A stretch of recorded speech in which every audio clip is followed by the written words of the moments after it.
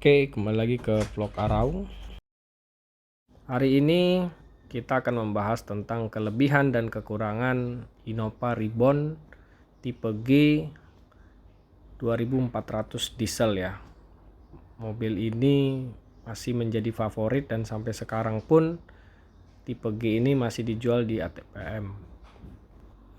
Nah, ini harga tahun 2024 431 ya, varian Matic-nya. Dan ini di tahun 2019, 2020 harganya juga segitu, jadi sangat bertahan.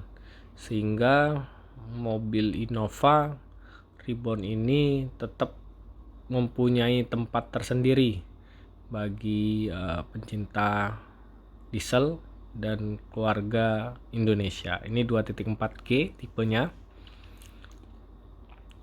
Dan yang V, Venturer dan lain-lain sepertinya tidak keluar lagi ya. Jadi yang baru itu hanya yang tipe G. Nah, ini oke, pertama kelebihannya. Ini mesin dieselnya juara ya. Ini 2.4 id ya. Jadi sangat badak, kuat. Terus juga ini nggak pernah habis tenaganya. Perawatan juga gampang, murah, semua filter bisa ganti sendiri dan lain-lain. Jadi ini yang nomor satu tuh membuat kelebihan dari seluruh Innova diesel. Oke. Terus kedua, karena dia bisa minum biosolar pasti murah ya. Tapi ya tidak disarankan. Kalau udah mobil Innova bagusnya ya Dex lah minimal. Nah, kelebihan kedua adalah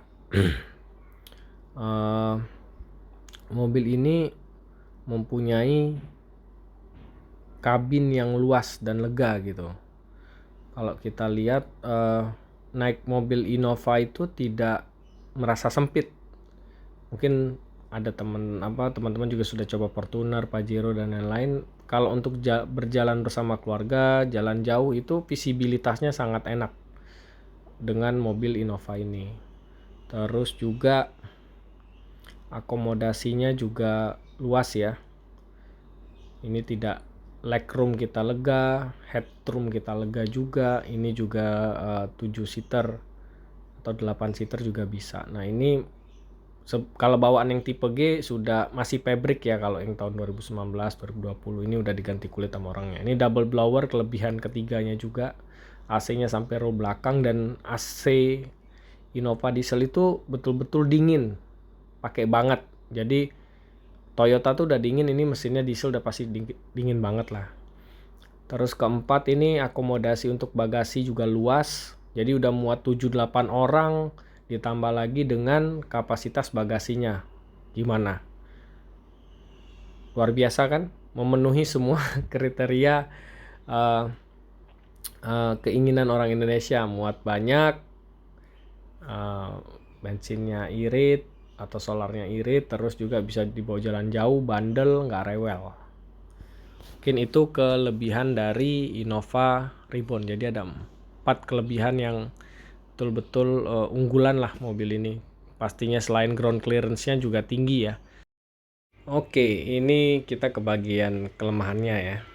Yang pertama dan utama, mobil ini fiturnya sangat minim. Dari retract untuk kaca spion atau kaca lipat, mobil sebesar ini nggak ada kaca lipatnya, tapi bisa ditambah sendiri sih.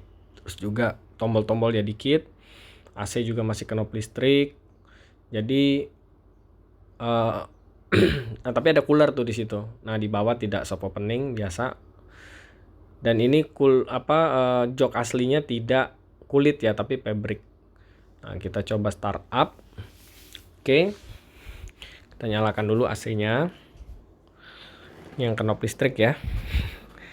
Jadi kelemahan yang menurut saya sangat utama adalah semua fitur baik head unit, instrumen cluster itu semua minim lah di mobil ini. Itu kelemahan yang memang utama. Dan ya mobil ini kuat tapi ya nggak canggih gitu loh. Di tahun 2018 ke bawah atau 2015 ke bawah di kelasnya di harga 350-400 juta ke atas tuh udah melimpah fiturnya, tapi ya Innova Diesel ini enggak gitu loh. Jadi head unitnya juga masih bisa Bluetooth dan USB, ya belum bisa Apple CarPlay, terus juga Android Auto ya nggak bisa di mobil kayak Innova ini. Ini tempat minum ya, tapi untuk tempat minum pokoknya semua akomodasi baik tempat storage itu udah juara lah. Ini ada Eco Mode, Power Mode juga.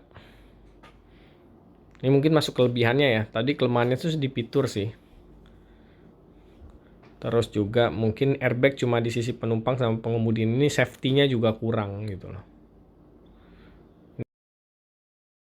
Jadi kesimpulannya tadi kelemahannya adalah fitur yang minim ya. Terus juga ya kurang canggih. Kedua adalah safety sih. Jadi airbagnya hanya di sisi pengemudi dan penumpang. Tapi di tahun segini juga Fortuner masih seperti itu ya. Ini tampilan depannya, ground clearance-nya ini bisa kita lihat tinggi ya. Jadi bisa memenuhi syarat untuk jalan-jalanan Indonesia. Nah ini untuk door trim bagian belakang, bagian tengah. Terus bohlam lampu ya mas ya, yang biasa ya, belum LED yang depan maupun belakang. Tapi semua tadi head unit terus juga lampu itu bisa diganti semua sih. Nah ini rasa berkendaranya. Jadi kelebihannya ini visibilitasnya enak mobil ini. Juga powernya keren banget. Pajaknya di 5 jutaan ya. Terus tadi maintenance-nya juga murah.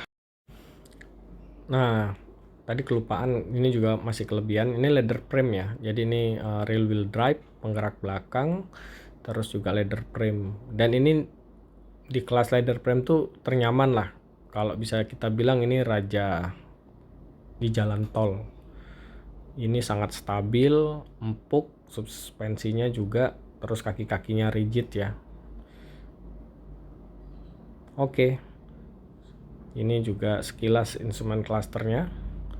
Mungkin dari saya bagi rekan-rekan yang mau meminang Innova ini, khususnya untuk mobil keluarga, sangat direkomendasikan.